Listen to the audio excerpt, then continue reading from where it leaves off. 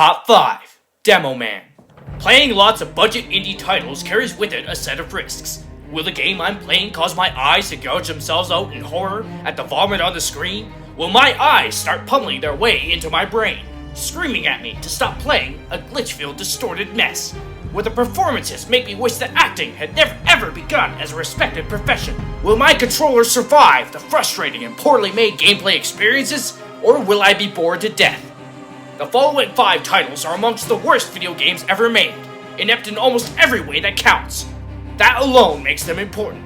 As landmarks of horrible game design and execution, they will forever live on in the darkest recesses of my mind, bearing witness to the horrors of game criticism. Let's dive in. Honorable mentions. The Blitz. I would buy this soundtrack, but unfortunately the game around it is freaking abysmal. This is one of the most boring games I've ever played, ladies and gentlemen. Fanny Granny's Great Escape. Frustrating. I mean, look at me. I clearly dodged out of the way of that car, and yet, nope, gotta hit it. The speeds you're asked to... Oh, come on, I couldn't even see that car through the coins. See? Look! Oh. Number 5. Existency. This game is literally hurting my ears, raping my eyes. This game made me introduce a policy, one of immediate condemnation of any game that was built using the Sunburn engine. Fair or not, this policy has not been undermined by any of the titles seen so far since I played this ugly, ugly game.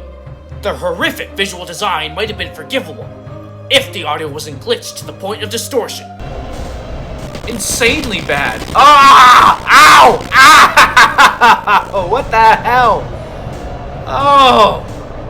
And if the gameplay wasn't a pixel hunt and utterly broken in almost every aspect. While there was some entertainment value to be drenched from the ineptitude of the animations of enemies, whack off, whack off, whack off. There is no excuse for the developers to ask for your hard-earned money to play this game. Oh my god, look at that fire! That is... Oh my god. Number 4. Flyby. All the enemy sprites on the screen, there's like 3 enemy types and a missile. And it looks like one of the enemy types is just an inverted clone of one of the other enemy types, so geez. Was there any effort put into this? This is unique amongst these 5 titles, if only because the game actually functions as intended. If only the game wasn't so fucking boring. All you do in this game is shoot, and shoot, and shoot. No power-ups to vary the gameplay, no extra weapons, except for a breadcrumb of getting a slightly more powerful gun that's lost the second you were hit. Incredibly slow machine. I wasn't even... I just grazed the explosion and I lose my cannon? It's the lack of effort in making this game fun that gets Flyby a mention on this list. Bye-bye, Flyby. I'm gonna call this what it is. This is a terribly lazy game. I don't know why the developers thought they could do this and not charge money for it. Number 3.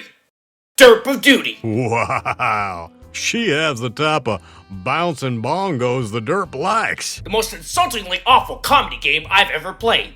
And I have Duke Nukem Forever. That was fun. Was it good for you, baby? This game has some passable art, and that's about it. If the game hadn't somehow picked up the absolute worst actors possible, and not fed those actors some of the most atrocious lines ever puked up by a typewriter, then the game might have accomplished what it set out to do.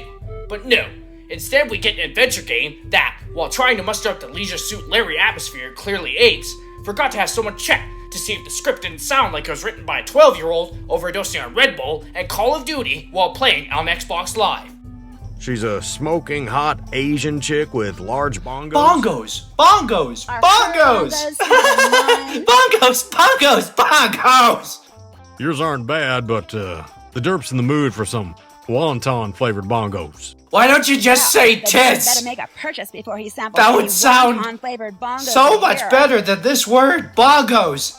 Oh, and P.S. to the developer, if you think complaining about a critic's rating of your game is going to garner any sympathy for your low-budget atrocity, I need only remind you of a game that actually had great writing and performances from its $0 actors. You're right. Being a duck would have some drawbacks. I'm very impressed with your hosting. Not only did you deftly avoid a tricky question, but you opened up a topic of conversation that could go on for hours. Good games get good reviews. Bad games get bad reviews. 69, now serving God 69. damn it! I'll take a 69 any That day. Turp, you are... Ain't that Good 69? God! Oh. Number 2, Zombie Outback. What the hell? Look at... What the Just shut up! Oh, look at that! This is... Where existency was technically inept to the point of making the game feel like a chore, Zombie Outback combines that level of suckitude with the crushing boredom of Flyby.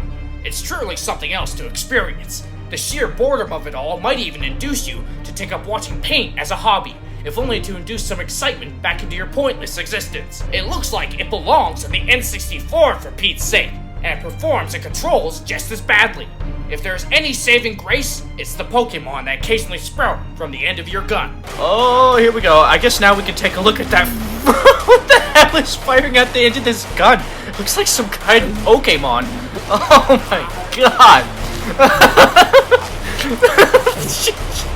Oh my. Oh. Ladies and gentlemen. Number 1, Make It Rain. What the fuck? What the fuck, man? I need only make this comparison to make my point. What the hell is this? What the hell is this? You're gone. This has been Thoughtful Salt, and I'll see you next time.